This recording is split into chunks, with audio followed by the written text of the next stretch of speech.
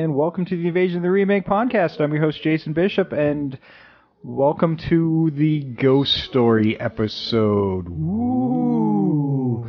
And sitting on the ugly couch of comfort is Trish Conklin. Hey, everybody. And Sam Stepanenko. Hello, hello, hello. I just realized I didn't even introduce you guys last week. That's okay. They know who we are by now. That's right. That's true. We're mysterious. That was a long episode, the Old Boy episode, so it's not like I had room for introductions. Well, you know, it's just epic about the facelessness of your antagonist. That's right. And this week it was Old Boy, or Ghost Story. Oh my God, Old Boy. That's still on my brain. Old boy brain. See, for you guys, it's been a week. For us, it's been about 20 seconds. We're double recording today. And it's also WrestleMania Sunday we're recording on. And yep. I seem to remember us doing the same thing on Super Bowl Sunday. So we don't give a fuck about sports, even the fake ones. Nope. So true. Don't care. So Ghost Story, 1981, directed by John Irvin, and screenplay by Lawrence D. Cohen, who also did screenplays for It, Carrie, The Tommyknockers, and Stephen King stuff. And this was based on a novel by Peter Staub. Mm-hmm. And it stars a crazy all-star cast of Craig Wasson, who was in Malcolm X and Elm Street 3, Alice Krige, you guys might remember her as the Borg Queen. Yep. For you Trekkies, I am one of them. I'm totally on board. She was one sexy Borg. She's amazing. Like, she's one of those actresses, you know her when you see her, but when you say her name, you're like, wait, who's that? Like, she's been around. And I had that in my head when I was writing my notes. I always kind of write the movie stars and the directors out before I actually watch the film and have my notes ready so I can make notes on top of their heads. Yeah. And Fred Astaire. Yes. Last film he ever did. Last film, and he plays Ricky Hawthorne. John Houseman. Anybody who's like, John Houseman. He's the guy who sits in a chair and tells stories. Yeah. Did he do anything else? That's The Paper Chase. I was about to say, The Paper Chase. The Paper Chase, yeah. He was also in The Fog, and of course Scrooged. Yeah. And by Scrooged, by that point, he was just the guy in the chair who tells stories. Yeah. He's one of those voice guys that you remember. He's a intense voice guy. Yeah. Melvyn Douglas, who passed away just before the movie came out. Yeah. Yep. Douglas Fairbanks Jr. Also his last movie. Yeah. So maybe this is real. These guys were dying. And that is kind of the basic plot. Is Alice Krige is this... She plays Alma or Eva, depending on the time we are talking about, because there's flashbacks. This whole movie's a flashback. Yeah. A good half of it to 2/3 of it is flashback sequences. Absolutely. Yeah, just them recounting their past stories. And... Yeah, this ghostly visage shows up and usually startles people to death that causes their own death. Yep. In a bit of Final Destination. Well, I don't know. I always thought kind of Ringish, where it shows up and scares the hell out of them till they die. Yeah, I actually had flashes to that as well. I was trying to think of how to handle my remake, and I think a meshing of that J-horror with the gothic tone that this movie is trying to do. Yeah. Don't forget it was 1981. Yeah. So I saw gothic movies in 1981 that were far more effective than this one. True. Now, this is the ghost trying to get revenge on people who wronged her in her past life-ish. It's kind of confusing because there's a whole second life that she's a ghost in, so it's really weird in that regard. But these guys are all in their 80s. She could have just waited 10 seconds for them to pass on their own. Yeah. I mean, like, why did you wait so fucking long? I think this is the whole thing. Like, I mean, this goes back into our old boy thing. Like, do you have to wait so long for vengeance? Like, I mean, he had an excuse. Yeah, that's what I'm saying. He had an excuse. She has no excuse. I think part of her motivation is because she wants not only revenge on the men who did her wrong, but also their offspring. Yeah, but... Right, because that's a key factor. True. They are key players in the whole... Only one of them has offspring.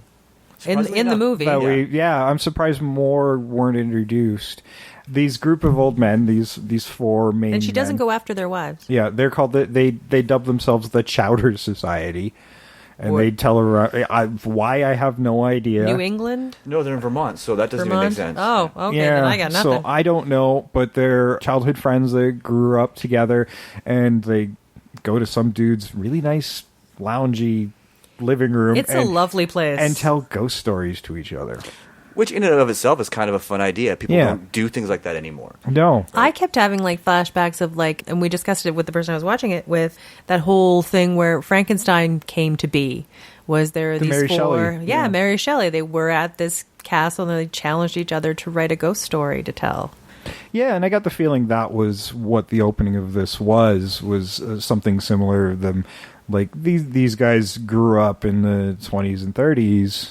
In their flashback, so this isn't really a television era they come from. Their entertainment. It's a different type of entertainment. I mean, radio is still the fairly new thing when they would have been young. So, this is how they entertained each other. They came around and told stories, and there's something really cool and quaint about that. Yeah, it's certainly social interaction versus, well, no interaction at all in a lot of cases, but yeah, for sure. Yeah, and it's like this insular thing, this whole group doing this. They're all very high ranking in that town as well. Yeah. They are, and there's right that opening sequence. There's this really great line saying, they talk about how the young people today won't even be wearing ties anymore, except to special occasions, to weddings and funerals. Mm-hmm. They're all tuxed out to just see each other. Yeah, and I loved that. I thought that was really great. These sort of the last generation of gentlemen. Mm-hmm. Well. Considering how they behave, I wouldn't call them gentlemen. Again, yes. But I call it like just the particular type of manners. Yes. Not so much gentlemen.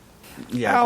And even then, I didn't think they were that terrible. Like people make mistakes in their youth, and I know it was really just an accident. But skipping ahead, spoilers. I know. On it starts on a 40-year-old movie. Yeah. If you haven't seen it yet, you're probably not going to. And after you hear what Jay and Trish have to say, you probably won't. I, for one, like the movie.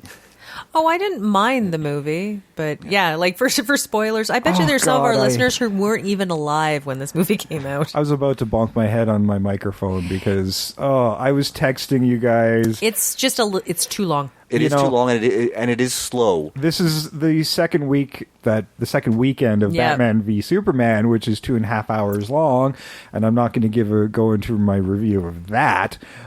But this movie was hour 50.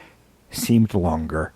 A lot longer. Well, I didn't even really get a grip on what was going on until well over an hour. Oh, yeah, I'd say so. I'd agree with that. I'd say a good 45 to 60 minutes before things started to fall into place, and I started to learn people's names. Yeah, like I'm all for creating tension, but if you leave it too long, it starts to lose its tense. There were a lot of unnecessary scenes in the movie. Now, I mean, we haven't done the first watch bit yet. Well, yeah, which we should. I have seen this movie before. I don't remember when. That's how long ago it was. I got the feeling I probably saw it when I was having trouble sleeping, and that cured it. Because I think I was watching it yesterday about 5 o'clock in the afternoon, and I could barely keep my eyes open during this movie. It is a cure for any kind of insomnia. It is.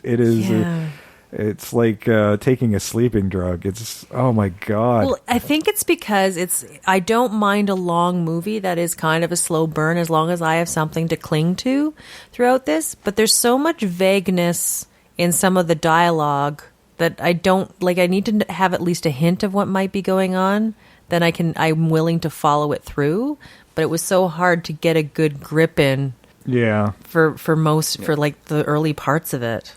Yeah. So, I saw it when I was a teenager in the early 80s, early to mid 80s. And I remember not getting it. I do remember that going, I'm not sure that I really understood the movie. And then I saw it again about 10 years ago, and I really enjoyed it. Yeah. There's some good thoughts in it. There's some really good nuggets in it. A good story. I think that as a movie, there are significant flaws. Oh God! Just whoever wrote the screenplay, I just felt like they were stringing random words from a thesaurus together. Yes, but apparently, if you read the book, it makes sense. Okay, because it didn't even feel like a natural conversation most of the time. But in the context, in my research about what was in the book, that dialogue makes sense. But because you don't have that background, it seems random. It totally seems random. There was some of that, absolutely.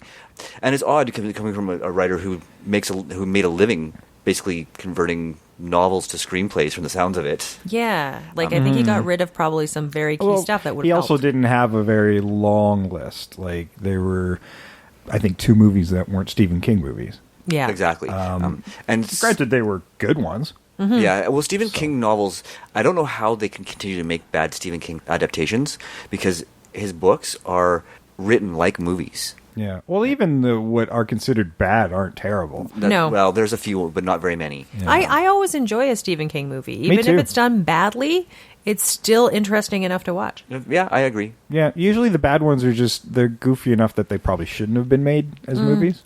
And I think the only ones I've ever been frustrated by is when they get rid of a key point that helps make things make sense, which is probably where this went wrong. I have to agree. Yeah, I think probably all the keys were missing. There's somebody just like wandered down and all the keys are gone. Yeah. I can't get into my car. That's how this whole movie feels to me. The key elements are gone.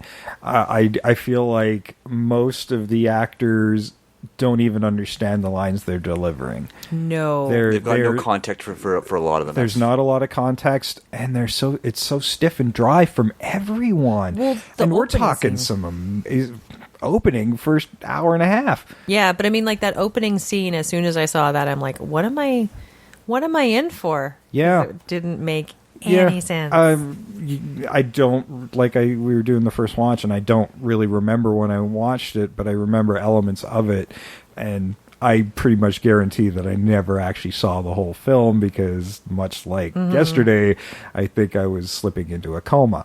Yeah, my first watch was like just for this podcast, right? So I felt it compelled to look up the book because I needed something to figure out what was happening. Yeah. It does come together. I mean, you almost feel triumphant when you piece it all together. Yes. So there is a payoff. Yeah. But yeah, and again, you have to work at it. Yeah, it would, given when it was made, I may be a little more forgiving, but there are like certainly flaws and missing elements, absolutely. Yeah. Yeah. Now, it opens with a guy falling out of a window, and I'm going to defer this one to Trish because she gave me a good joke while we were texting yesterday. Oh yeah, I was talking about how like the guy falling out the window, and we get really nowhere with it, or why, or how, or when. Like it's an hour and a half before we figure out what the fuck is even going on. Okay, let me set this up. We open up on a bathtub that is full to the brim and overflowing and still running. Nobody's in there. We don't know why. There's this guy in a towel. Yeah, this guy in a towel and this naked girl lying face down, and he's asking, "Who are you? Who are you?"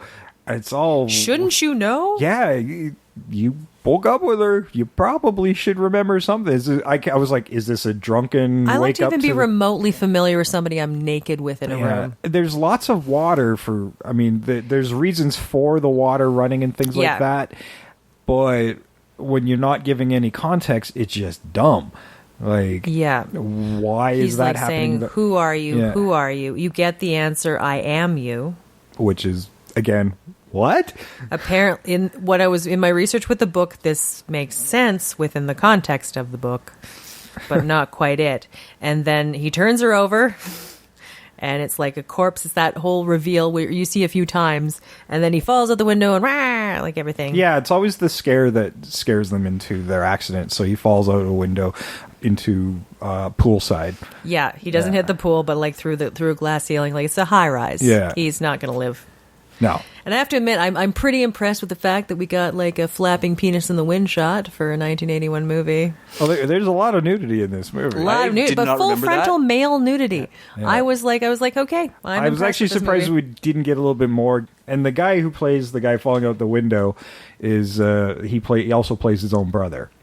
Yes, and they do a pretty good job. It's not.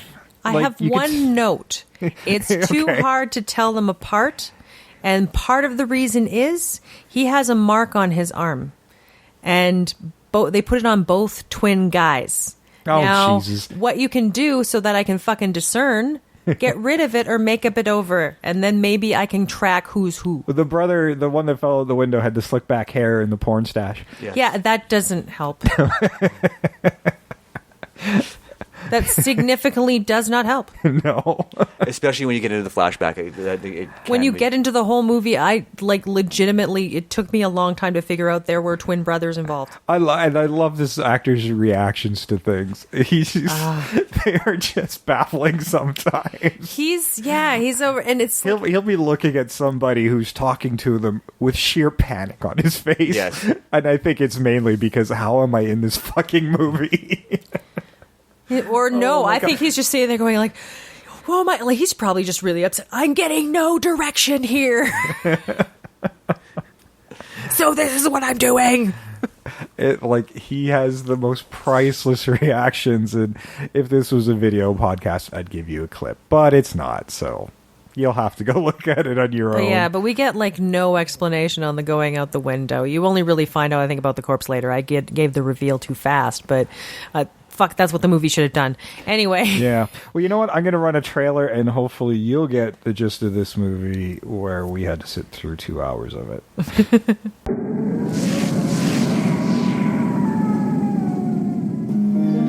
I will take you places where you have never been. It's the start. I will show you things that you have never seen. Beginning. And I will see the life run out of you. Long ago, on a cold, dark night, in this peaceful New England village, something happened. Something too terrifying to remember. Something too frightening to forget. Something that has remained a secret until now. Is anyone else seeing things? Am I the only one having nightmares? Universal Pictures presents Fred Astaire, Melvyn Douglas, Douglas Fairbanks Jr., John Houseman, Ghost Story, from the terrifying best-selling novel by Peter Staub. Who is this? He's found a picture of her. That's not possible. The girl, the men, the evil, the silence. Dad, I'm telling you, something happened. I'm telling you something. I think he may have been murdered. The house, the fear, the nightmares, the vengeance, the terror, the truth. Not now, Rick. Yes. Now. Something's happening. Something terrible.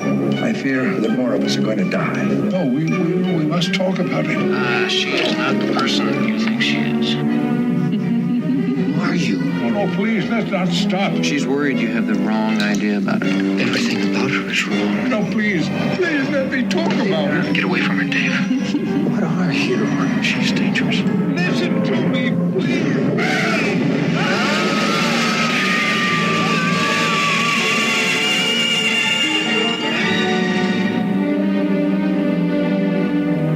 Soon they will learn that they have never been forgiven. Ghost Story. The time has come to tell the tale.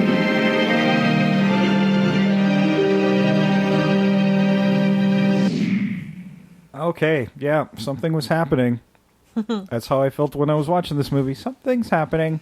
Somebody explain to me what that is. Something is. That would be No awesome. You talk slow burn movies. This one was I don't know, something that got started about 10 years ago and you had to wait.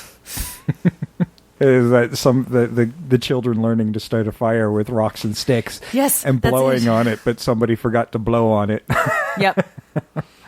But there is an ember of a good idea here. For sure. And so Alice, oh geez, I'm trying to figure out where to start here. Okay, Don goes back to home. He doesn't really want to go back home. No, but his brother's for his dead. brother's funeral. Mm-hmm. And he doesn't have the best relationship with his father, who is Douglas Fairbanks. Thank you. Yeah. Which is Edward Wanderley. And that was another major problem with this movie, trying to figure out who was who character-wise. Yeah. I was a good hour in when I was started going, okay, that's this person, that's this person. And only because half of them are dead? Yeah. When they start going, oh, and Okay. During the flashback near the end of the movie, when we start seeing their younger selves, couldn't tell who was who. I couldn't tell who was who, especially when you got somebody like John Houseman who's got a distinct voice and then you don't give it to his character. And then they kept calling somebody Ned. Which is Ed. Because there is no Ned. No. I'm like, did you guys suddenly forget your own characters' names? What the fuck is going on? I know. Just when I thought I knew what was going on, then they threw that at me. Who the fuck is Ned? Yeah. Like, I know if you stylistically wanted to be realistic, because we don't use people's names all the time when we talk to them, but when you're writing a movie, you fucking need to do that. And if you're not going to tell me who the guys are until, like, halfway through the movie, and then tell me a different name for them, fuck you. I know. Jesus Christ. Yeah, keeping track of characters should not be a torturous thing. Dad hasn't got the best relationship with his son, thinks he's a bit of a fuck up, and during the most awkward dinner on the planet, he says, oh yeah, I slept with that girl, his fiance too. Yeah. The only time we actually find out that this person was even remotely going to get married or whatever, and he couldn't even remember her name. No. I assume that was, if in that establishing shot of him dying, that would have been the fiance in the face down in the bed, maybe? That's what I'm guessing. I think that... And the fiance thing confused me in the flashback. I can see how it would have. Oh, yeah. But if you go back, like in the flashback, and we're getting sort of jumping ahead of ourselves. That's okay. I think we need to jump around on this movie. Yeah, is Don, who's the living brother, calls David and talks to him about how she's not who she says she is. She's not real. I think that's where the dialogue from the beginning of the movie comes from. Is his brother had warned him, and now he's seeing the other side of Alma, and now he's going, "Who are you? What are you?" Right? But again, context. Right? Yeah. You get your clues 3/4 of the way through the movie. Yeah. Dawn kind of wants to join in on the Chowder Society because he needs to tell the story about this girl who wound up being his brother's fiance, was also his own at one point. They had a relationship. He's a teacher. She was also at the school as a teacher. Yeah, she worked in the admin office. And she's Alma. Alma. Yeah. Neat name. Alma. And that's why I can remember that one. Yeah, it's such her name was distinctive. It's such an old school name. I kind of like it. Yeah, I know. It's like it's what your grandma's name would be. I think it would be making a comeback now. Their old names are coming back. Yeah, maybe. So they strike up a relationship, and they have a whole relationship. Yeah. And based solely on sex, really. Which almost kills his career. Yeah. Oh, yeah. He's out having fun with her. It does kill his career. Okay, yeah. Does he get fired? Yeah. Okay. They're doing a lot of fucking. I got bored. I didn't care about his career at the end. Yeah, they were spending a lot of time There's a lot of fucking going on. And, she's having fun. But every now and again, like, as the relationship gets more serious, and, she has these weird moments. She has these weird moments where she just zombies out and says the weirdest shit. Which all makes sense in context once you hear the second flashback. Yeah. Right? And I thought he was trying to justify it by saying she was sleepwalking at one point, because I couldn't figure out what else that's what I was wondering, but they never actually went there. And, as she got weirder and weirder, when she slipped when they were in the bathtub together and she slips under the water and then he screams. pulls her by her feet, just playfully. Yeah. And he lets go right away, but she just stays there. I know, right? Yeah, and then she gets out screaming, and then stares out windows, and she's either heavily, you've never seen. I'll take you places you've never been. Yeah, she's either heavily medicated or crazy, and I'd be like, why would you marry this woman? Oh, yeah, exactly. I'm like, red flags. And that's part of the story too. Is he says, you know what? I don't think I want to get married. Yep. At least not right now, maybe not ever. And then that's where cue her disappearance. Yeah. And that's midway through this movie. I am deliberately going there to structure this conversation in a way that makes more sense than the movie does. So that you'd understand what's going on. So this is give it a more linear perspective, which may be a little hint into our remake. I don't know. We haven't discussed it. We never go into our remake portion of the show having discussed it with each other. So it's always going to be a good time there. But yeah, like he shows up the next day, her place is empty. She's disappeared, and then she shows up where his brother is. And it turns out all these old guys have a connection to her as well, but they're all very secretive with their Chowder Society. And not once do we ever see them eat soup. No. I don't. Yeah. But not until there's 2 more deaths. Yeah. Right? Yeah. Don't forget that Edward... It takes a while for them to want to talk about it. Although Ricky seems to have more flashbacks and more willingness to make admissions about their past. And to believe Dawn when he says, there's something not right here. There's something... You're all in danger. Although his fascination with that house, like, it's not explained for the longest time why he's even going to this dilapidated house. Where arguably the best character in the movie is seen. 2 are the best characters. Yeah. Oh, yeah, yes. These, the transient and the kid. Yeah. Who have been having full-on conversations with this woman. They keep off screen for as much as possible with voiceover. Alice Krige got a very distinctive voice, so you know it's her. Yes. And has been talking to these people and Ghostly Visage or whatever. So it's kind of their boss. They're a little unhinged as well. They are. And you know what? I honestly think that was the best performance in the whole movie. I don't remember the kid's name, but the guy's name is Gregory Bale. I thought it was Finney, and then I thought I heard Fanny, and then I had to go online to find Fenny. Oh, well, when we find out Alm's other name is Eva, at one point I thought it was Gallo, and then they started calling her Gally, and I'm like, do you guys know her name at all? Because I was sure they said Gallo at the start, and then it turned into Gally. I know. And I'm like, I am hoping that's a nickname. Because, it's all over the place. Ed, Ned. I'm like, I'm willing to say, hey, I blame the old guy. Yeah. But there's 4 old guys and no direction. No, I think the only time I really knew who somebody was is like Ricky, because a couple times he's like, I'm Ricky, and people call him Ricky, and at one point he tells Donald, no, call me Ricky. And he was of the elder statesmen, he was had the most screen time too. Yeah, right? that was Fred Astaire. He was the central figure of the Chowder Society that was most involved in the goings on. Yeah. And I gotta say, Fred Astaire still looked classy in his 80s. I know. Yes. Very cool. But I do say I have a problem with calling an old man Ricky. Like Richard, Rick. A guy who gets dressed up in a tuxedo just to have drinks with his friends allows people to call him Ricky.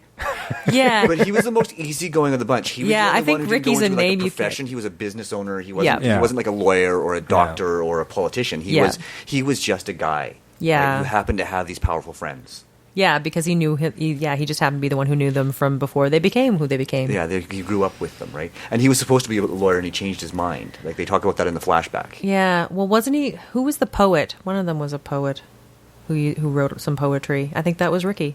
Yeah. Probably, yeah. Yeah, I think so. Yeah.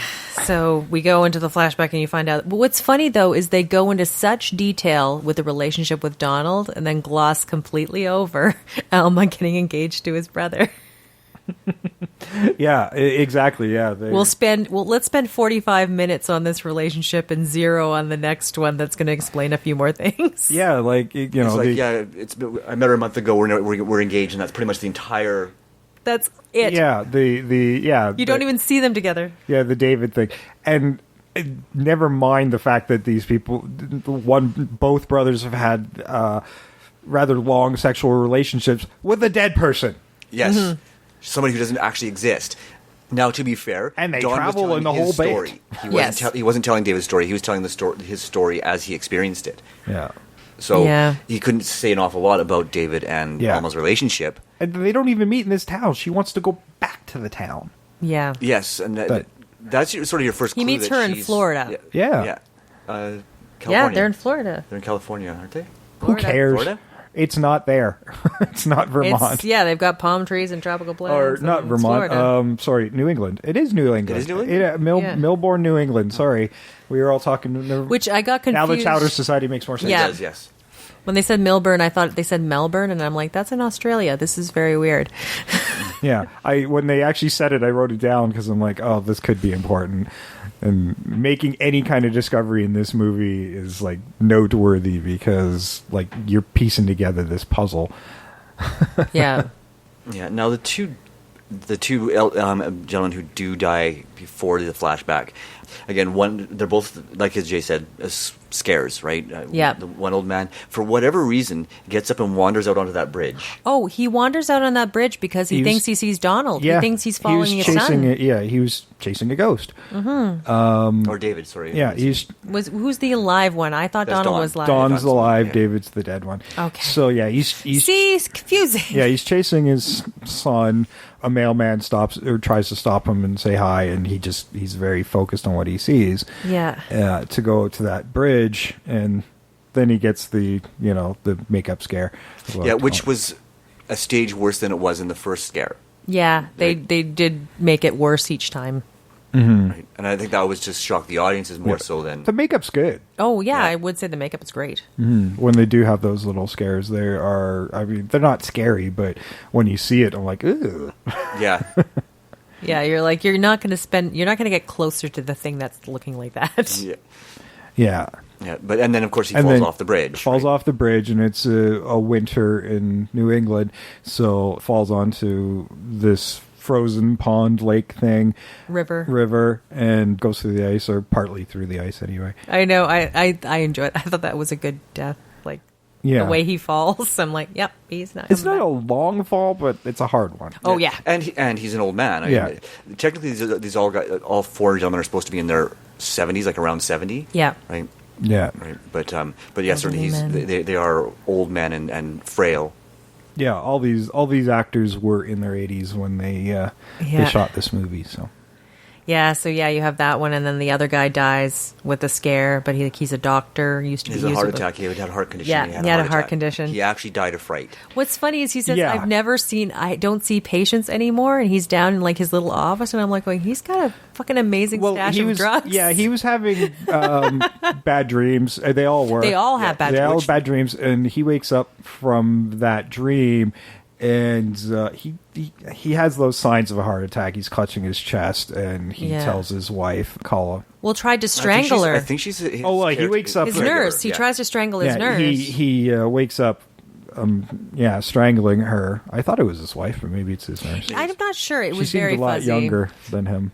Significantly, yeah. Yeah, and they're all having bad dreams. What's funny, like Ricky's wife is always like having another bad dream, like...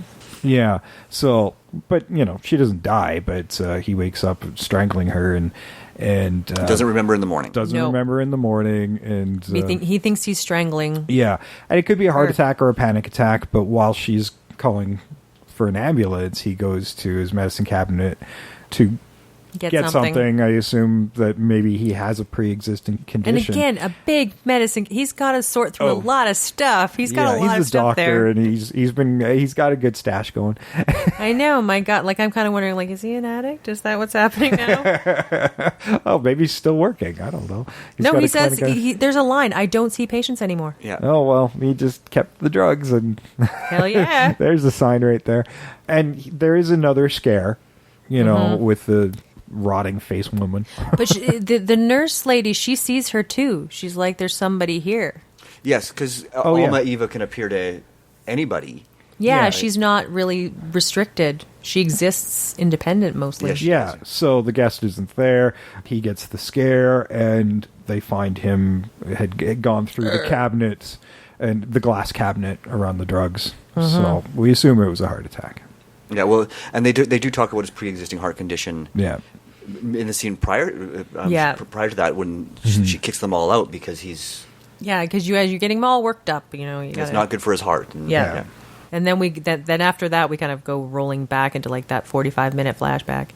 That's a flashback like that is just too long. Yeah. The flashback was too long, and the nightmare scenes where they're having the nightmares, there were too many of them, and they were too long. Yeah. Right? Did you like the old-timey talk sometimes when they're talking about, getting them worked up? What did she call it? The Jim Jams? Yeah. Oh my God. No, I love that, and that's why my remake's set in the same time. So you can have that carry over the language and the manners and sense of propriety that these older gentlemen will have. Yeah, I really liked that about the movie, was that sense of propriety that they had, right? Well, in this ageless town, it hasn't really changed in all that time, and even now that wouldn't exist anymore, cell phones and all that stuff. So, I'd probably keep it in the 80s as well. For sure, yeah. It gives it more... The immediacy is not what you need. You kind of want to keep them a little isolated. Mm-hmm. Yeah, and get to the story itself. Because it is a ghost story. I mean, that's the bottom line. That's what it is. I don't think it was supposed to be a horror film in the sense that we know of horror films as they are now. I think in 1981, this few scares that there are probably would have been quite shocking to theater audiences. Oh yeah. Yeah, I mean, with the few makeup scenes they have are really good. Like they're always a little different, but it's pieces, part of her face rotted or gone, skeletal. It's always progressively worse. Well, I think this is I remember older films, they relied, because they didn't have a lot of the technology, they relied more on what your brain could do and what they didn't show you. And the 80s sort of was the beginning of where they were showing you everything, every dirty, gory. Yeah, a lot of the ghosty stuff is just kind of off-screen voice. Yes, right. Yeah, and I think that it was supposed to be chilling rather than horrifying. Yes. Right? Get your skin crawling. And again, in the early 80s, and I think that you're right, this is part of that transition from scare you by making you think about it to scare you by showing you it. And it may not have worked as well as it could have. Yeah.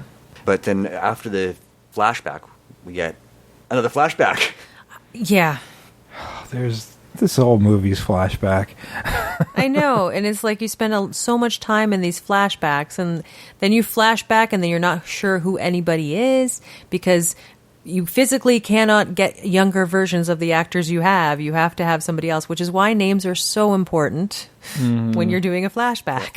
And casting so you can get as close as you can, because one of the guys that they cast into the flashback was a dead ringer for Fred Astaire. Yeah. And I'm like, okay, there we go, there's Ricky. And it's not Ricky. And then it was the doctor. I'm like, really?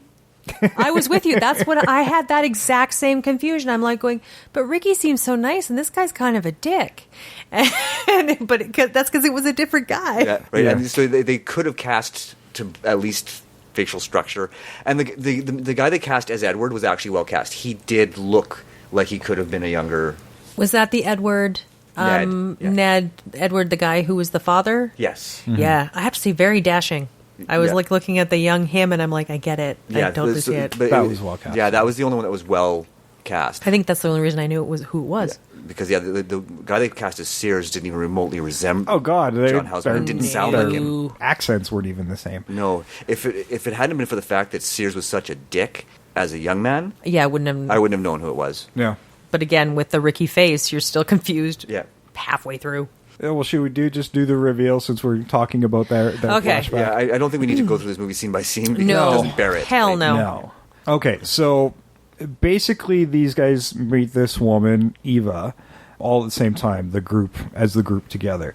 It was in church or something like that, wasn't it? No, I thought it was just like a symphony concert. That's what it was, concert, like a function of some sort. Because there's a string quartet. Yeah. Yeah, and, oh God, was it a party of some sort too? Because some people goes to a party afterwards. They first go out to some place to have ice cream. She's having ice cream with all of them. I was like, oh, maybe this was a little later on. And then the party's later on. Okay, yeah, because at that party, there was this dude dressed in a girl's dress, but another person is in it's kind fancy of dress. Formal wear. It was a Halloween party. It was a costume party. I got the feeling it was the kind of party where you invite some people and tell them it's formal, and then you invite some people and tell them it's a costume party, and you invite another chunk of people and tell them it's a cross-dressing. Like, it was somebody's idea of a joke. No, I think that was just a costume party. I think that legit, a guy dressed as a woman was a legitimate costume for a period of time. Yes. I was just baffled at what kind of function this was. It felt like everybody went to a different party and just It all came to this one place. It was I was very confused about that part. What was Ava dressed as? She was dressed as something. I recognized her being in a costume. Yeah, she was definitely in a costume. I can't recall. I was trying to think of why it would be a Halloween party because it was a summer. They were all home for the summer. That's what I'm saying. But you can have costume parties. It doesn't have to be balls, Halloween. Yeah, it was I thought it more of a ball. Yeah. Anyway, they meet up with her, and they're all quite taken with her, and it's they all kind of falling in love at the same time, and it's first man to the gate kind of. It's an odd arrangement of. Yeah, it was a little sick. Actually, it's a bunch of friends. It's twisted. My remake takes this much further. Yeah, no, there's something unhealthy about that relationship. But she's teasing them all. She is, but she only actually has Ned. one relationship. Yeah, with one person. you can see her. She only has eyes for Ned. She does. Well, it's because he's beautiful. He's a beautiful man. He is attractive, but I mean, it's weird. She's made her choice, but she is toying with the rest of them. Yeah. But to be fair, if she only has eyes for him, those guys are around a lot, and there's at one point where you can see they're chasing each other or something like that, and her and Ned end up down there, and the other guys are going to leave. Yeah, and the other guy says, "Come back." I would be like, "What the fuck is going on here?" Yeah, he actually leaves her there to be with his friends, which made me start thinking that maybe he was playing the wrong team. I know. He's the only one who had kids, so No. See that gay people can have kids, as long as they're trying to avoid society's gay in the 20s and 30s. Yeah, being gay then wasn't a thing, and he's impotent with her as well. Yes, he is too. So, and that was what prompts her death. Oh well, what we assume was her death. But the guy studying to be a doctor was not very good at the beginning, apparently. Well, he says she's dead. Yeah. Obviously, he's a shitty doctor. He's a shitty doctor, not getting any grades. Because he says she's dead. So they're freaked out and do the whole we don't want to go to jail kind of thing, and fake an accident. They do they do that whole thing that makes you hate people. Yeah, where they're like, well, what's the use of ruining all our lives? Just because we killed someone. Yeah, and so they plop her body into a car and then drive it into the lake. Yeah. Or the river, or whatever the fuck that pond thing was. It wasn't very big. It was a pond. They actually say that it's a pond. And as the car is sinking, she starts stirring. She's not dead. And they do try, or actually at least Ned does try to go get her. He does. He makes an attempt, but it's not. And as we've seen on Mythbusters, it's hard to get out of a sinking car. It is. It is. You've got pressure. Basically, everything I've ever seen is you have to make sure that it gets flooded with water before you can even get out of it. Yeah. So, they murdered her. Yeah. They went from accidental murder. Twice. Yeah. They thought they murdered her once. Decided to get rid of the body. Well, then murder her again. It was she was starting to make there was a fight happening. She was starting to get overly sexual with some of the other friends because they were having an argument. And she was going to reveal the impotency thing. And he just pushes her, but she hits her head hard. Understand part of that, because here's the thing. I'm watching this whole thing happen in Sears I want my dance. He's being fucking aggressive. Yeah, he's being a dick. And Ned's like, well, I think we should go. And I'm like, at some point I'm like, chick, you let them in your house. Bad move. Yeah. I know you think they're your friends. He's being a dick in that 20s way of being a dick. But, I mean, he says to, go. I'm going, that's the best idea that's happened this entire time. Yeah. Why don't you just let this happen? And then she gets all weird. She starts antagonizing. I think she was mentally unstable back in the 50s. Yeah, no, I think she doesn't like being pushed. Yeah. At least verbally or anything else. She likes to be the one kind of in charge. She was also mad at Ned for discussing their sex life or lack of sex life, right? Well, although the guys were outside the goddamn window, how fucking creepy was that? Ned was saying, singing to her while they're supposed to be boning. Ned was basically saying that they had good sex. They alluded to it because this movie's still trying to be kind of classy. So he basically says, "Yep, it was it good? Yep." It was. He doesn't do anything to dissuade their thoughts, but he doesn't go into great detail about anything either. But that seems to be enough saying you're talking about the sex life and lying about it. Well, he's not really talking about it, but he doesn't want to admit impotency either. But here's my next question. they're talking about it. The next idea is for all 4 of them to go to her house. I totally have fun with this in my remake because I'm like, she is a bit of a femme fatale, but they never have enough balls to go through with it. You know, it always feels like they're teasing towards that, but they never quite get there. Yeah, like at least give her some power. Don't do that. Yeah, so I mean, I would totally make her more of a femme fatale. Yeah, I'd give her more control. I'd make it so that she was antagonistic. Going, no, don't go, guys. Yeah, like I'd make it, but I'd also make it where it's more dubious as to who she favors. Yeah. Oh, yeah. So that them sticking around makes a bit more sense, because like when you say he gets up and goes to his friends, I'm like, yeah, they don't really care about her. They're more in love with each other. Yeah. And just can't admit it. Oh, yeah. There's lots of places to go with this. Yeah, there really are. So anyway, flashback to the present after her death, and that spurs some of the motivation of her living ghost. I don't know, because she wants to get back to the town. Yeah. I'm not sure why she's not there in the first place. I know. Why is she so far away? Yeah, and having relationships with the children. Well, when I was reading online researching this book, apparently this kind of gives more clarification. What I could glean from it is that it's not just a ghost of a woman.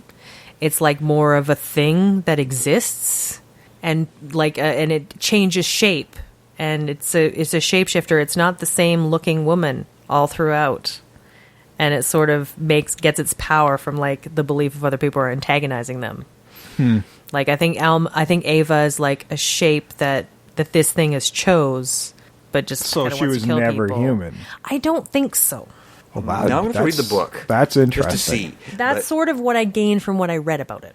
Yeah, but yeah, I think that in the movie, I think the motivation is that she wanted to have one of the offspring from one of these men bring her home so they could see her as she was. I think that was her reason for wanting to go back. Is she wanted to torture them. She wanted to punish them. Yeah, right? a realization I only came to it probably about an hour 30. Yeah, and it obviously took her a really long time, because she waited any longer, they would have died on their own. Yeah. Like, and the guys, like, I don't think their son is young. Like, she waited for him to get way old. Well, yeah, I would think he was... You don't look that old, I don't know how old the Maybe actor 25? was, but yeah, she doesn't look very old. He looks in his 30s. Well, he looks in his 30s, but considering these guys are in their 80s, I'd say that he probably was supposed to be closer to 40. Yeah, so why wait so long? Yeah. Well, I cast a guy in that role in the 50s. I'm like, if you're going to have people that old, I'm going to make sure that it looks the timeline legit. looks. So yeah, that's her driving antagonism, is to get these people either... And this helps explain the water. Either through the spirits or these 2 transients she's manipulating, these creepy cult kids. Well, she tells them she can give them immortality or something, is what the one guy says. Right. I have no idea what's driving that the Gregory and the kid at all. They're nuts, and they are super creepy. Yes. Mm-hmm. Walking into people's houses and spouting on, and honestly, everybody I think is nuts, because it just feels like nonsense coming out of everybody's mouths 24/7. Like, it's just, they all just talk really strange in this town. They do. I think that they were trying to capture some of the speech patterns of the 20s. Like, people who grew up in the 20s do speak very differently, even than people that were growing up in the 60s and 80s, right?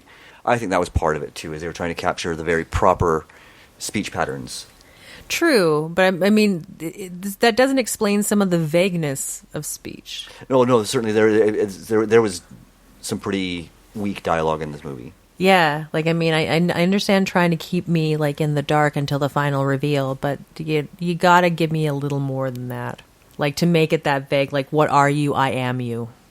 Yeah, no, a lot of the dialogue doesn't make sense, and to go as far as deep in this movie... Oh, yeah, and what I was saying before in the book... Mine would have made more sense if it was that entity. Yeah, because that's what happens in the book. Is in the book, this thing comes back a few more times, and there's always that line.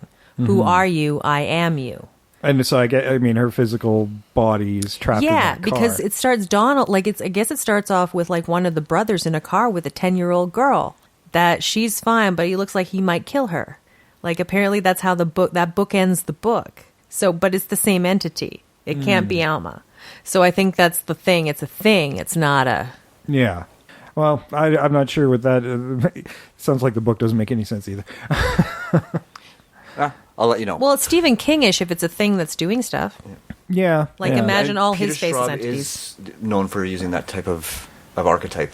Yeah. Right? So, Well, interesting. Oh, do you guys have anything more to say of this, or you just want to jump into the remake?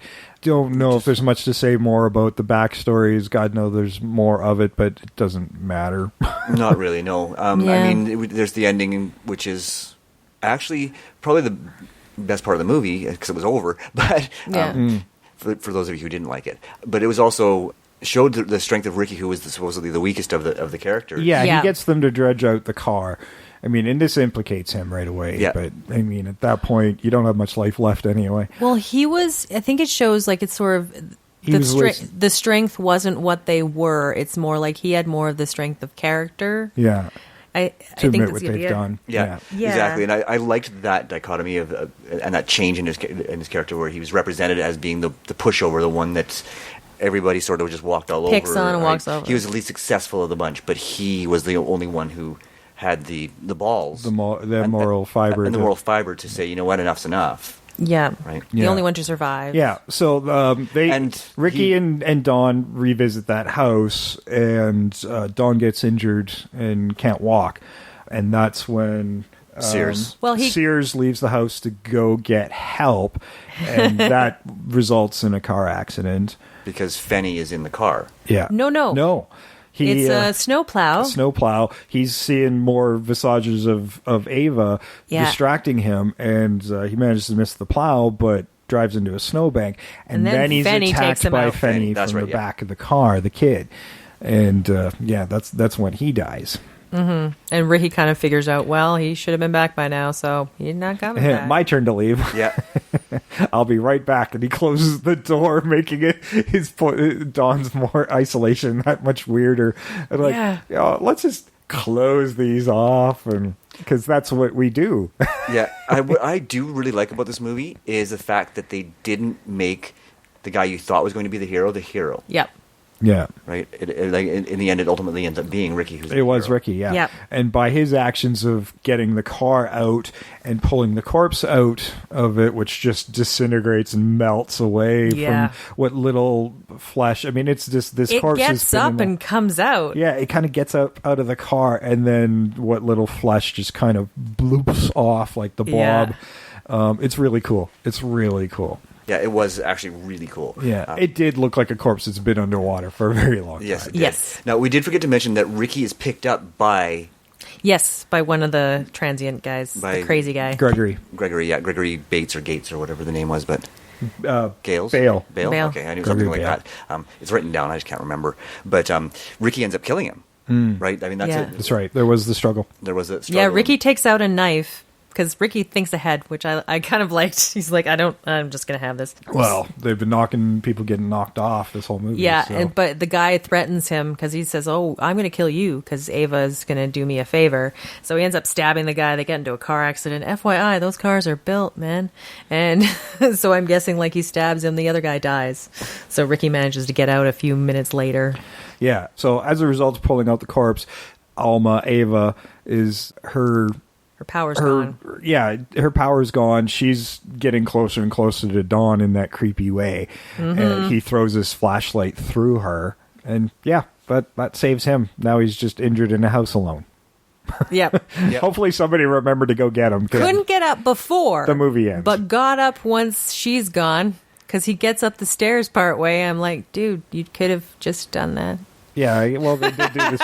They did build them a splint and stuff, But yeah, that really was the end of the movie. Yeah, hour 50 of not a lot of much of anything.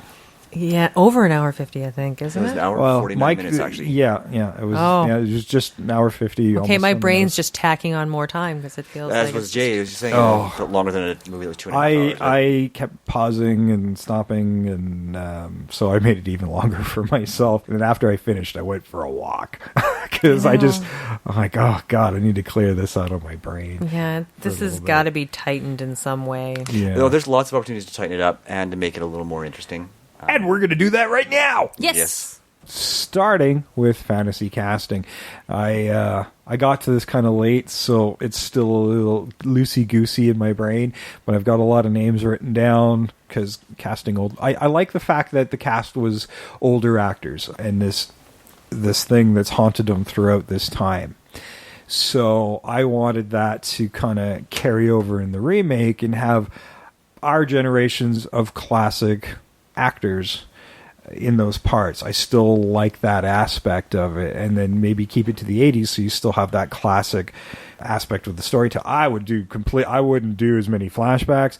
I would maybe tell this a wee bit more linearly and have their story with Ava seeded throughout the movie. Yes. Elements of their relationship with her.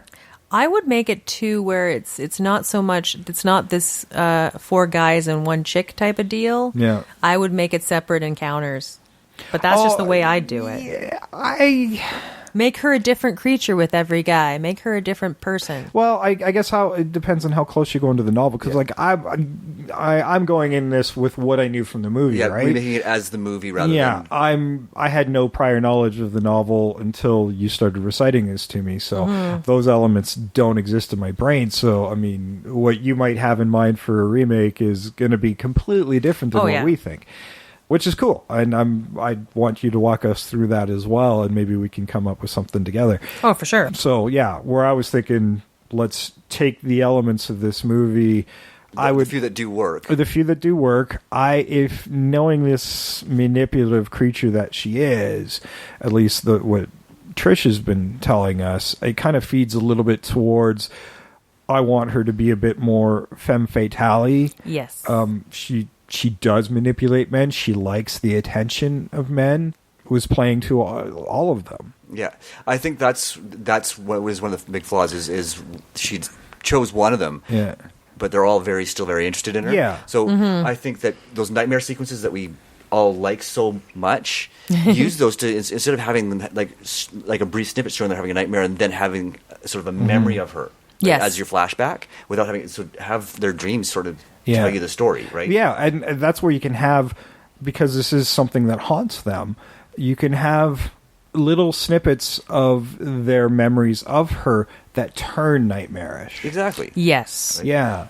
Like they can think they're starting off in a really nice dream at a really good point in their lives, and then it just turns. It's part of their memories that turn nightmarish, and that also could be her haunting them physically in the now, as manipulating their memories in their dreams. What would be great? Right? It could be something simple as just like seeing that car just before it goes into the water. Mm-hmm. Yeah. And that still plays to the gothic tone of this film. It totally does. And true, like what you could also do is like when we're keeping the age of the guys, I love that idea, like to being like maybe an old man and like maybe thinking maybe you're losing your grip on reality a bit, like you're getting on. Am I getting dementia? Like is that? And I think the doctor was kind of questioning that in the original movie, but it wasn't conveyed all that well. Yeah, there's always these little hints of ideas that they never go further with. Because they didn't have time because the movie was already 2 hours long. Oh yeah, I mean, but. Of nothing, though. It was the weirdest thing. Like, they have the time to do it. They just weren't utilizing it properly. Yeah. You know, could have utilized the time. I get the feeling, I mean, she's naked through most of the movie, but yet, and I feel like she's supposed to be femme fatale, but not, because she's monogamous all the time. Yeah. Yeah, I don't get that. I can only seduce one guy at a time. She's not a multitasker. I think that's what's happening. Baffling to me. You know, I would have had this weird... I wouldn't have done it on screen, but I would have hinted at the fact that scene in the park in the 20s. Let's make that a shocking sex thing that would have been really shocking in the 20s. Like, hello, boys. See, and let's have sex in the park. I wasn't thinking about the park. I was thinking more about like that thing at her house.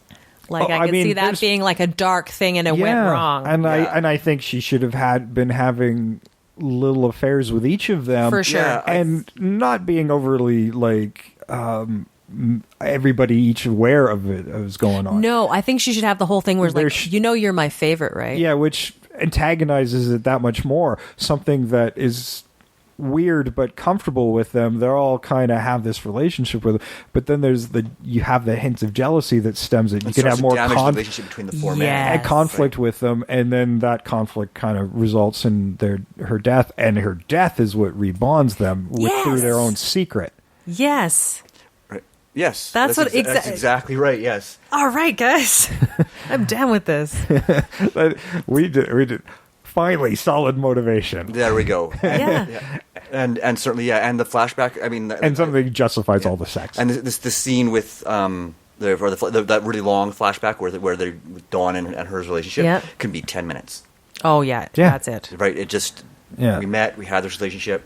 Just enough to establish how strange she really is. Yeah, you don't have to devolve the sex scene into a porn movie but you don't even need the sex scene. No, you just have you suggest it. Yeah. You know, I mean, easily. I had no problem seeing her naked all the time. Oh, no, she was a very gorgeous woman, but if you're gonna do it, you know, have her utilizing that to more of effect. It just seemed to be there. You know, like I don't know. There's only one bit I kind of felt I could go along with it, like until the scene in the tub gets weird. I like that scene. Yeah, like the thought of like, you know, I don't know, you've been in a tub with somebody. Yeah, it's something intimate. You're hanging around, like, yeah, sure, he's gonna play with her boob with his foot. That's gonna happen. Yeah, no, there was something playful and fun about it. That was very domestic. Yeah. Yes, it was a very domestic scene. I think that was what made it work so well. And then that transition from being kind of fun-loving and playful to sheer terror on her part. Yeah. Right? I mean, if you're going to use one of the more powerful scenes in the whole movie. If you're going to use the water as a metaphor and stuff, use it where it's effective. Use it wisely. Use it wisely. Don't just have that tub running the at the beginning tub at the beginning, movie. Pointless. No. But there was like a hint. There's always this scenes of water, but without reason. Well, there's one. The only time I tweaked on the water was the scene when they're in the bathroom together and they've locked the door. There's that chick knocking on the door, and there's just a sink just filled with water for no reason. Yeah, again, there's always water in the scene without a lot of reason for it. Now, if you use that to facilitate her ghostly appearances, yes, go very Japanese with it. That is a very J-horror thing to do, of visual cues before the creepiness happens. Mm-hmm. Yeah. So I like that. I like that a lot. Yeah. I'd insert something with a swimming pool at some point. I don't know why. Because swimming pools are cool. Yeah, and plus you can like just have like where somebody just thinks they see a snippet of something in the water and it's not there. Because that was always scared me about swimming pools. I always imagined there was something in the bottom when I was little. I don't know why. But yeah, but the fact that it bonds them together also gives like the motivation for the ghost to be like, really? My death is how you guys get back together? Yeah. Oh, I'm pissed off now. Exactly. And the fact that none of them can leave this town, there's like this horrible secret that they share, ties them to this town because some of them didn't want to stay there. No. Right? I mean, Edward made it very clear that he wanted to be more than just the mayor of this town. Yeah. Oh, yeah, he had aspirations to be president. Yes, he did. But this incident has not just damaged their lives, but it's damaged their futures too. Mm-hmm. Right? Like they never get past it. No, and it's I don't know, the creepy telling each other creepy ghost stories. It feels kind of antiquated, but at the same time, there's something I like about that. I like about it too as a way of maintaining their relationship and making sure that they're keeping each other secret. Yeah, the regular meetings and it would kind of explain the formality of it all too. Yes. So, okay, I tuned out a couple of times. I was missing this in the original one. So, like, they stayed in that town because of this, but was the reason just because they knew about it or because there was any sort of guilt or suspicion on them? Oh, it's not like it's well developed. I don't think it was out of suspicion. It was unity in their secret. They don't. So you can't keep a secret out of city limits? Well, and I think that's a trust issue as well. Part of it's keeping an eye on each other. Yeah. Okay. But there's no motivation actually shown in the movie, so we can say what it is, whatever we want it to be. Yeah, because I'm sitting there going like this whole secret, like this is their lives ruined by killing someone. I'm like, it's hard to feel a bit of sympathy for that, but again, it's kind of like, well, they're there. I mean, yeah, if anything, I would have thought would have driven them more apart. Why would they want to acknowledge that secret? I know, right? By staying there. I was partially confused by that motivation. Yeah.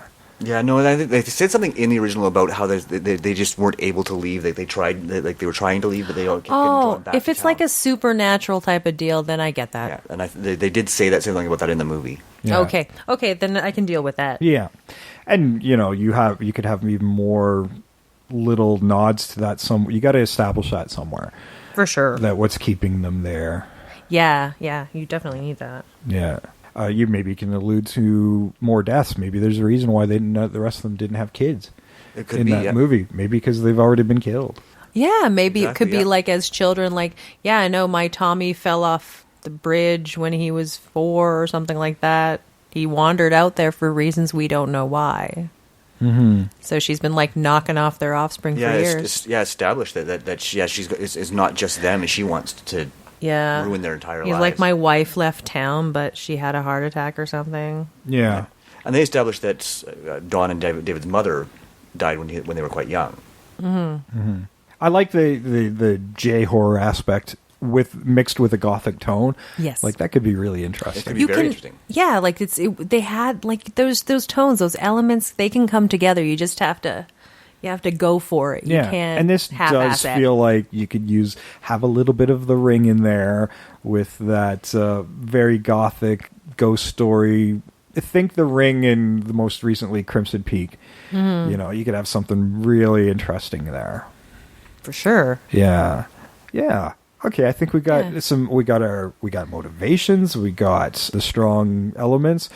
Mixing the narrative. Hell, I feel like I need to go on an editing exercise and re-edit this movie in a more interesting way because you can't go flashback to flashback to flashback. Yeah. I remember working with somebody or fixing the pieces so they make sense. Yeah, I remember working on a pilot. Nothing ever happened with it. I'm not going to say the name of it. Mm-hmm. And I was brought onto this project as supposed to be as a producer, and I wound up going in fairly heavy on creative as well, coming up with ideas for what would have been a series, and I even had a script for an episode, and that reworked what the pilot was, and it just wound up being a dream sequence and then a flashback and another dream sequence, and and the original script had them back to back to back, and I'm like, we can't do that. You can't do that.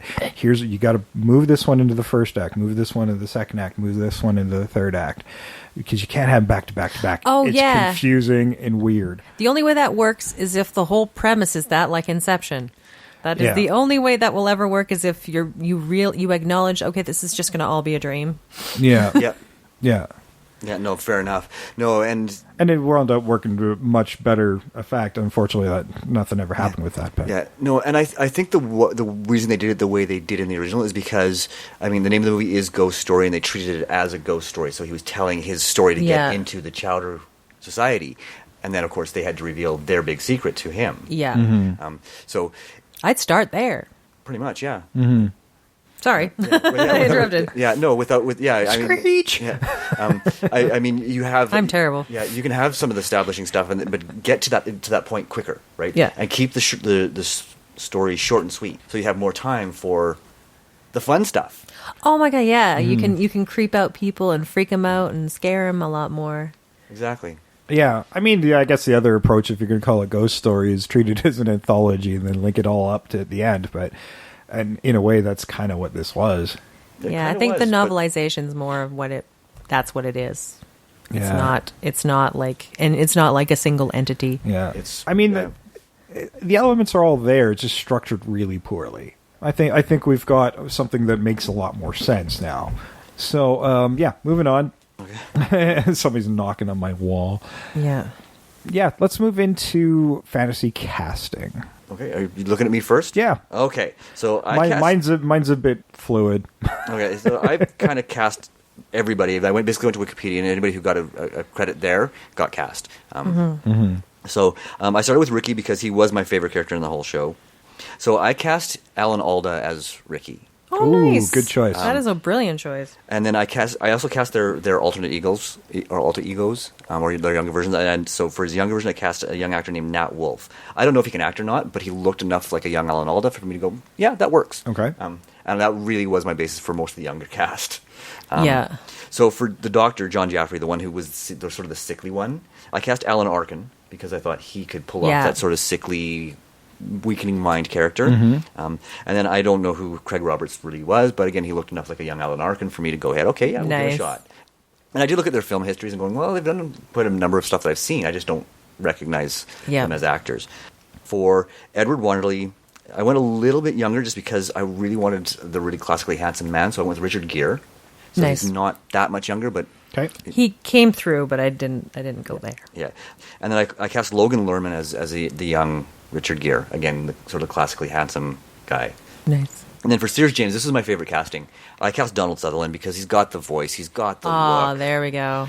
See, that's funny. I have Donald Sutherland in my movie, just in a different role. Yeah. Nice. How can you not go with Donald Sutherland for playing like somebody with class, right? I mean, he just for sure really is class. And then I cast Nicholas Hoult as a young Donald Sutherland because he's got that same blue-eyed, good look to him, so I thought that he'd be really well cast. Nicholas Hoult, he's awesome. Yes, he is, and an excellent actor. For Don and David Wanderley, I cast Ben Foster. He might be a little on the young side, but I thought he'd be a good... Yeah, no, I think Ben Foster would be fine. And I think when you're looking at, like we say, we thought maybe the son was too old, so going a little younger is probably a great idea. Yeah, and in the original movie, they did talk about how most of them didn't get married until they were in their late 30s, early 40s. So they were having their children at a late age too. They did that kind makes of address sense. That. Why he is the way he is. I don't think that's overly important in that casting that character. Yeah, though. Exactly. So for Eva/Alma, I was going sort of for that woman who has a similar ethereal look to Alice Krige. Yeah, I know. It was tough. I found some British actresses, but I'm like, I don't know who you are. Right? I'm like, you're really pretty and you look like you could like have that same sort of feel on screen, but can you act? So I went with Amelia Clark because I know she can act, and she has that look. Typically I try to stay away from hot actors because everybody's looking at hot actors. Yeah, I had trouble finding that femme fatale in their 40s, 30, 40 range. Yeah, and I was looking younger because certainly they... I have two. Like, I have a lot of alternates in my list because I wasn't sure where I wanted them. So, and some of them may get bumped entirely. So yeah, and that's the best part about doing this type of thing. So I also cast Ricky's wife, Stella. I cast Kathleen Turner because she has that same kind of scratchy voice. Oh, cool. Yeah, his wife. I didn't cast any of the wives; they were barely there. So. I'd still like to see some of them. Millie was a really important character, so I went with Kathy Bates because she's just a little bit younger than the rest of the cast, but she can certainly play that nurse-ish caretaker role. So for Gregory Bate or Bale, I went with Casey Affleck. I thought he could pull off that sort of crazy... He could totally do it. Yeah, and then I also cast the sheriff because he actually did have a bit of a role, and because I wanted to cast Stephen Dorff in something, so Stephen Dorff is going to be my sheriff. Sweet. Nice. I like that. And then I did cast a director as well, just because it was fun. I had no real idea, but as we talk about how we'd like to remake it, I think he'd have a real blast with it. I cast Kevin Smith. No. Yeah. I'm not sure that's in his wheelhouse, but yeah. I don't know. He did Tusk. Yeah, he does like humor with like evil, terrible crap. So I thought he'd have a lot of fun doing something like this. So I'm like, yeah, let's give him a chance. I mean, I got a lot of faith in Kevin, but I'm not sure it's up his wheelhouse. But maybe that's why it would work because it's so different from where he would normally go. Exactly. So. Oh yeah. Now, when I was talking about it or looking at it, I mean, for director, actually, I was looking at Neil Marshall. Oh. Who's dipped his toe into gothic horror, but, and has done stuff like that. And he's gone on to non-horror movies and a good career as well. And I feel like he could push this in a similar direction that Guillermo del Toro might take, while maybe embracing some horror aspects from another country as well. Maybe some of the J-horror elements that we were talking about that would work really well in this movie. Although I should have been probably looking at some Japanese directors too. Yeah, and I didn't really do that. I just was looking for something young and fresh, something to take it in a different direction. Takahashi Miike would be pretty good too. Yeah. So when I was casting the roles, some, like I said, some are malleable, but John Houseman was the one I kind of concentrated on first because he stands out with that voice and everything else. So I went with Christopher Plummer in that role. Nice. even when he covers up his accent, it still has those aspects to his voice. So that kind of worked for me. And it just shows, when we go through this list as well, it shows you how many great elder statesman actors we still have in the business. Oh, yeah. For Ed Wanderley, I had Donald Sutherland, only because I wanted Kiefer to play his son. I almost went that direction. Amazing. Because I love it when actors bring in their true life sons, because they do look alike and everything else. So that's believable. So I wanted Kiefer Sutherland as Don/David. Yep. So that worked for me. But that also puts his son in early pushing 50 category. I mean, Kiefer can sell a little younger, but I think he's in his mid 50s right now. Yeah, he's not young anymore. No, he's not young anymore. And then the other two, I had I honestly didn't know who for what. For Fred Astaire's character Ricky, I had a bunch of different names, but I think I settled on Warren Beatty. Nice. Which actually makes him the oldest man in my cast. Or no, he's 79, so not the oldest one in my cast. Christopher Plummer would be at 83. And Donald's 80. I always thought he was older, but wow, he's holding on pretty good. And then that final role of John Jaffrey, I honestly wasn't sure who I wanted. I have this long list of people that all of who would be wonderful in this film. I had Michael Douglas, but he's 71, so I'm not sure he's old enough. I had Harrison Ford at one point on my list, because let's embrace the fact that he's old, people. Let's just get this out of the way. He old. He old. He be old. And you keep wanting him to revisit his action movies. I swear to God, Hollywood is bound and determined to kill his ass. In his 70s, he has done what's that Stallone action franchise? Oh God. Expendables? Expendables, yeah. So he's in Expendables 3. And he's been in a Star Wars movie. And they want him to do another fucking Indiana Jones. And he's shooting a Blade Runner right now. And he's shooting Blade Runner right now. Which means he's not a replicant. No. Fuck! Stop it! Let's just embrace the fact that he looks like your grandpa. Yeah. Okay? He does. Sorry, he does. Anyway, who else did I have on my list? I had Clint Eastwood on my list. I had Morgan Freeman on my list. I had Burt Reynolds on my list. I had a few. Yeah. I stayed away from Morgan Freeman simply because I wanted to stay in time with the era. And unfortunately, and I hate to say it, but young men of this stature would not be friends with a black man. That was the only reason I didn't. Yeah, I don't know. I would like to say that Ricky, to be fair, Ricky would be the guy that would be, right? Yes. Oh, yeah, that's right. It's true. It was, and we'll just blame the black guy, and we'll just go on with our lives, and it would be a different movie. Yeah, exactly. I know, and it's unfortunate that. But I don't want Morgan Freeman because the only guy I hadn't cast dies really early in the film, and you don't want to do that to the black guy. No. But just so many wonderful elder statesmen, and I could have kept going and going and going. So casting this, it was tough. It's a hard cast, and it was so much fun. I've come with a little bit of stuff, and I agree with everything that you said too. Like Alan Alda didn't even occur to me, but what a wonderful person to put in this movie. So. Yeah. I mean, there's plenty of people you can pick to cast this film. The Femme Fatale, I had two people in mind. One was fairly young, I don't think she's even 30 yet. Probably close. And then the other one's in her 40s, but I've used Ava Green a lot. She was the Femme Fatale, Dame to Kill For. Yeah, she's played that role a lot. Yeah, so she might be a little fucking sequel? sick of it. Yeah, she might be a little sick of playing that part. But she's so good at it. Mm-hmm. So she is on the list. The other one's a relatively newer actress, was Mallory Jansen, and not a lot of people know her.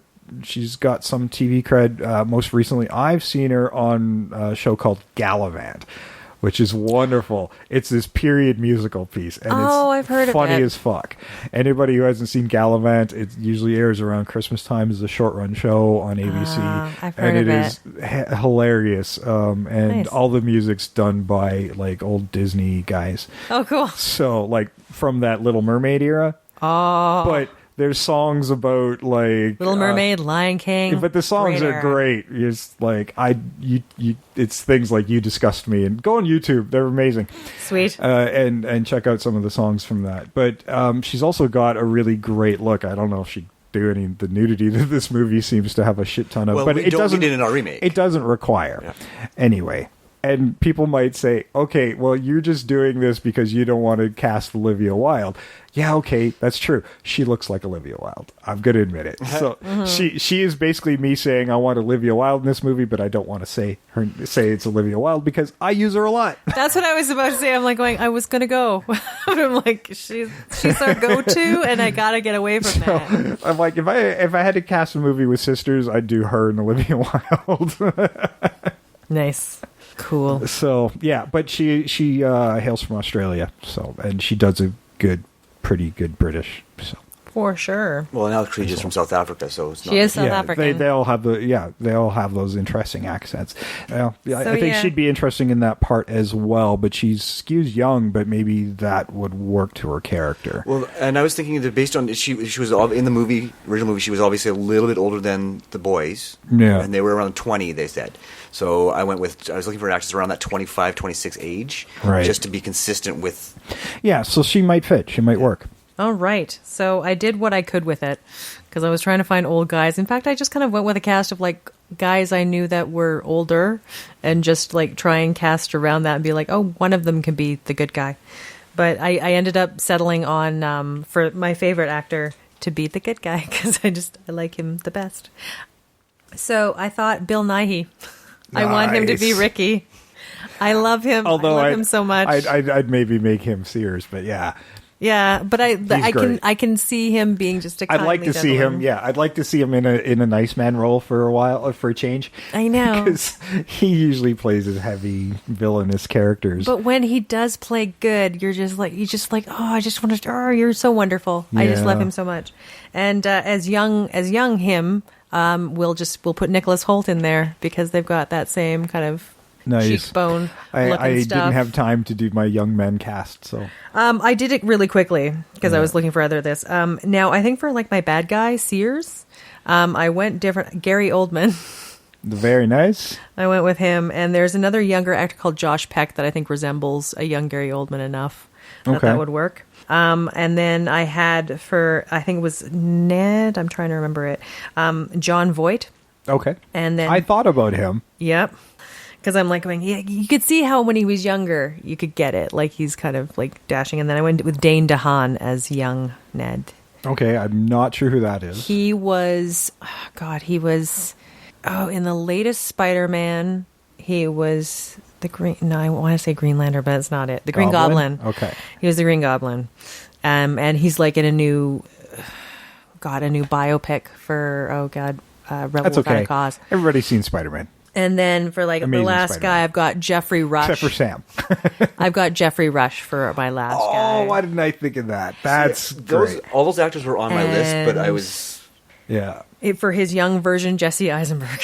Because they do look... Yeah, they look similar enough. And that would work to be a little bit dickish. Yeah, but I don't know. I just... What girl would want to get into a gangbang with Jesse Eisenberg? I don't know. Like it's just... I guess if you're some shape-changing monster, maybe. Exactly.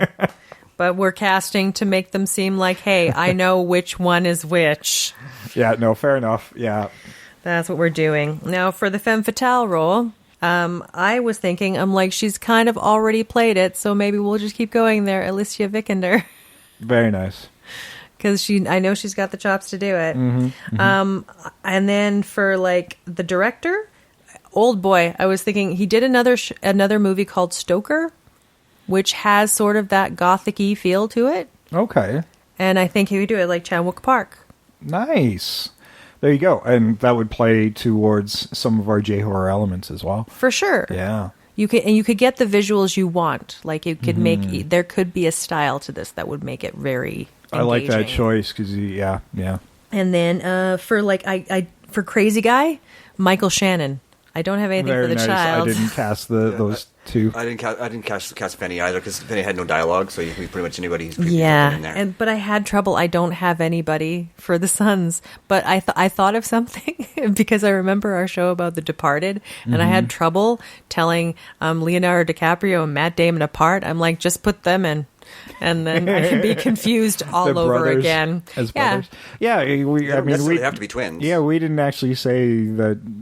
I think maybe they should be different people. So yeah, like the twin thing doesn't play into the movie. No. Like if they'd used it, I get it. Say they're twins. No. At no point do they say they're twins. No. I mean, if you're going to use twins, make twins a thing that makes sense. Yeah. Or cast real twins. Yeah, don't use the same guy and have him have the same mark on his arm and not cover one up and leave the one there. Because twins don't have the same birthmarks, FYI. As a twin, it's true. But I also don't look like my twins. So yeah, twins can be different guys. That's right. It is allowed. Yeah. It is allowed.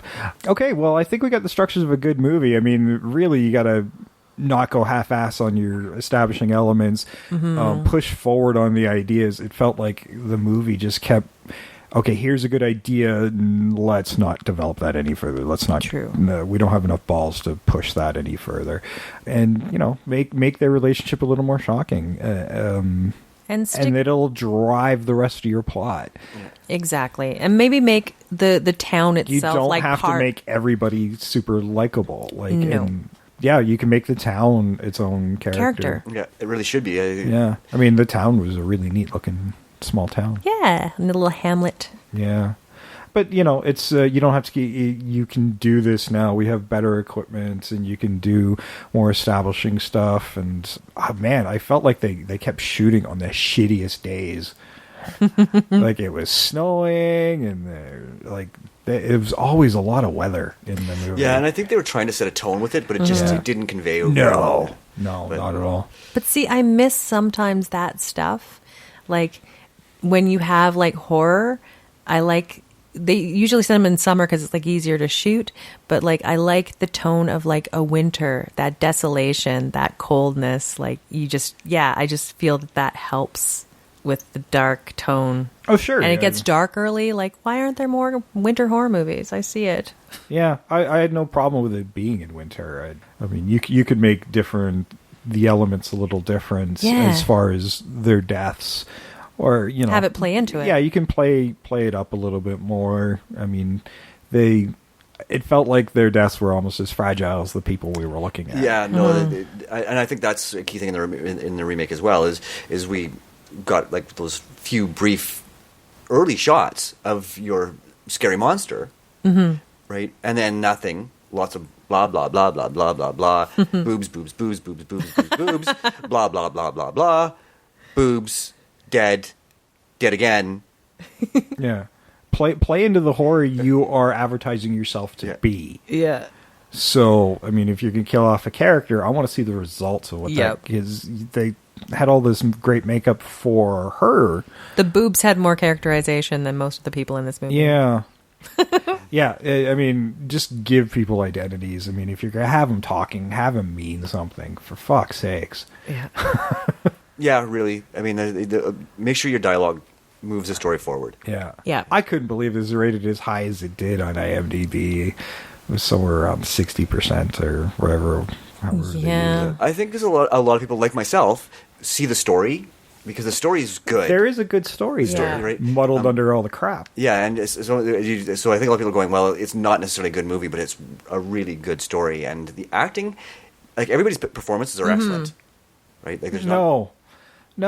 See, I liked except Ricky. for Craig Wasson. I felt like everybody just Ricky was great. had their scripts on cardboard and just decided to just talk like that. Ricky was awesome. No, I thought the performances were horrible, except for Fred Astaire, who, I felt like people had bad scripts and then they didn't give it. See, but I don't really blame the performances themselves on the acting. The sons, yes. Yeah, I blame that completely on him. Yeah. But I think for part of it, with some of this, it was the actors are working with a script where they don't have any context and they're just doing the best they can with what they've got. Mm-hmm. That's what I blame that on. Yeah, I mean, the older guys, I felt like they, in a way, their performances conveyed that they might be above this material. Fred Astaire was the only one that kind of seemed to give a shit, and well, I guess because he was essentially the star of the film. So, But yeah, like the son, a little bit, like you're saying, erratic. Like his reactions were just. oh God, you guys have to. Somebody do a supercut and send it to us. It is his reactions are the craziest. To some, like, they're so extreme to some of the most benign things. Yeah. Yeah, they are really out of context and out of place for sure. Yeah. Well, Alice Krige's, like, some of hers are crazy, but you realize there's a reason behind it. But him, you don't have anything, so it's hard. It's hard to get behind it. And she was really good. I mean, as she always is, but. Yeah. She's fascinating to watch. I get the feeling that it was just his everyday look. You're putting peanut butter on toast? And the powerful music. Dun, dun, dun. Eyes open wide in terror. Yeah. Just nuts. He was just so bizarre. And then the odd time he comes like, oh, you know, I killed your dog. And that's it. Yeah. Sorry, dude. Yeah, it's not appropriate. Yeah. Oh, did you know my brother died? Fuck. Yeah. Yeah, he was very distinctly unemotional about that. I mean, admittedly, he wasn't close to him, but wow. Yeah. But yeah, he would have the most extreme reactions to the most benign things, and then no reaction to the most extreme things. It was, oh, like, what is going on here? He does do great scared face. He does, but at the wrong things. At the wrong things. Yeah. No, I think a lot of this movie falls on the director, the lack of it, or just really bad script and director. Yeah. For a guy who did several successful Stephen Kings, I'm kind of shocked at how this one turned out. Yeah, and again, that's where I think it more falls on the director than on the script. Yeah, because I think that because we all know, we all heard horror stories about how directors take a good script and revisit it to the point where it's not recognizable as the original script. Sure. And like I said, we were unfamiliar with the source material, so yeah. So I mean, like it's sort of it's when you take the elements that make it make sense out. That's a bad idea. Yeah. Or add stuff that doesn't make sense. I mean, if you're relying on the audience who have read the book going in and just leaving all those little key explanation stuff out, then you really don't have anything at all. Well, it was a best-selling book. It was hugely successful. It got Mr. Staub up in his game. They got his name recognized. So I don't know if maybe that's it. Maybe we're just in the wrong time frame for this. Yeah, I don't know. I mean, as far as adapting the material, even being unfamiliar with it, not a good adaptation. Nope. And, you know, if this was a best-selling novel, it was probably for a reason, and maybe another crack at it might be worthwhile. Yes. Especially 35 years later. Yeah. Hey, we're guys. not taking the novel into consideration with our remake because we haven't read it. So we're basing it on what we know with the elements from this movie. Yeah. And we still think there's a good movie there. And honestly, it sounds like the novel's batshit crazy.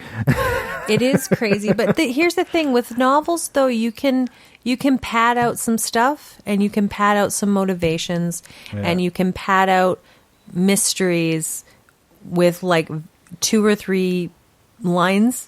And in a movie, it's harder to do it without like just explicit dialogue. I mean, if she's some sort of weird gothic monster that's, you know, and part of her's trapped under the water, then that might explain a little bit more, because there are certain things that are established with ghosts. They tend to be tied to the places of their death. And she was all over the place. She was in other states. Yeah, and I think, like, I don't know, maybe it could be another creature, or as well as she gains power by killing these people. Either that, or she's still a ghost that's tied to the people and their relatives, regardless of location. Yeah. She's tied to that family, those families.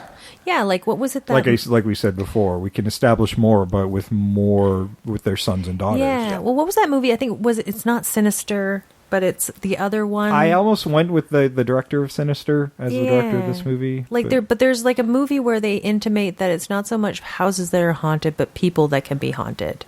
It's in like the trailer. I'll try and remember it. But I'm not sure if that's Patrick Wilson was in it. And I'm trying to remember. I'm trying to remember I don't know. Somebody will write us. I had one of my customers at Words and Pictures who listens to the show, and he sent us a message on Facebook the other day when we were talking about Flash Gordon. Yeah. And there was just something we were about Topol. We couldn't put our finger on the Bond movie that was, and I guess he was listening to the podcast and then he shouted it out. It's for your eyes only. We got him in trouble on the bus. And he got a lot of attention for it. So I love it when our fans are that passionate.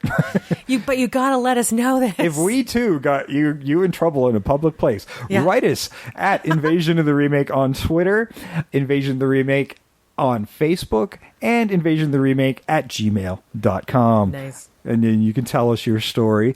Tell your friends about the podcast. Spread it around. Tell 5-10 friends. Tell your mom. Tell your dad. Tell the dog across the street. I don't care what you... Just make sure you tell everybody about it. If you're listening to us on iTunes, Stitcher, TuneIn Radio, or wherever you found us, give us a 5-star rating. Write us a review. It bumps us up on the charts and lets more people see us. Do us that favor. We give this podcast to you free, commercial free every week. So... just do us that solid. We don't ask for your cash. We don't make any money. We do this at a loss. So just help us out, get more eyeballs on the show, and make us number one on iTunes is probably a stretch, but I'd like to make the top 100. That'd be cool. Yeah. That'd be awesome. Cool. That'd be awesome. But I don't think I'm catching cereal anytime soon. Yeah, no, this is I don't know. Maybe we should do some documentaries and try that way. We want to remake this documentary. Hey, let's face it. The crime thing is the latest fad in podcasts. Everybody and their dog has got a podcast at this point. So yeah. We'll just do what we find fun, and hopefully you do too. For sure. All right, well, that was Ghost Story from 1981, and hopefully we'll see it again somewhere in the 2000s. Who knows? Yeah. Maybe Hollywood's listening to us. We're watching you, Hollywood, giving you the ideas, and if you steal it from us, just, I don't know, mention it in an interview. That's fine.